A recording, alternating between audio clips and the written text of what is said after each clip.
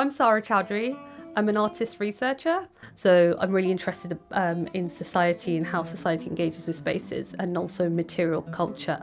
One of the biggest influences has been for me is historical Islamic art and architecture. Within this piece and the series so far, I've been looking at 16-fold design. This pattern in particular can be found within the Moorish tradition, so within Spain and in North Africa and Morocco, for example. If something captures my attention, then I will work on analysing it, understanding how it's been constructed.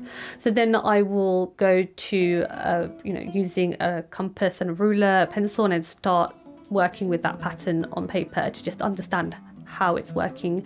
So in order to produce this piece, I would go from the drawing on paper, once I've understood it, to then constructing a vector image. And that vector has to happen on the computer. And once that drawing's been produced, that's a digital file, and that can then be passed onto a laser machine, for example. So with some of the pieces that I've created, I have different layers and panels where I show the construction and the composition of the pattern, and that might be the base layer. And then I might have another layer which is a cut work of the final pattern as you would usually see it within a historical context.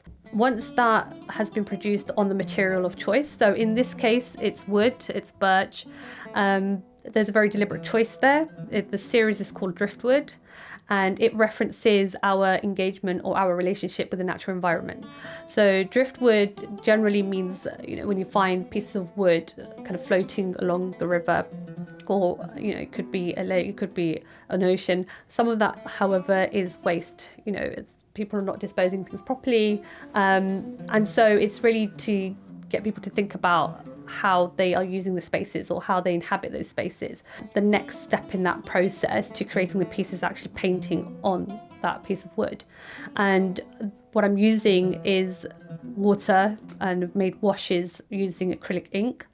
So one of the things about working with wood and with this way with the water and the ink is that I have to relinquish some of that control.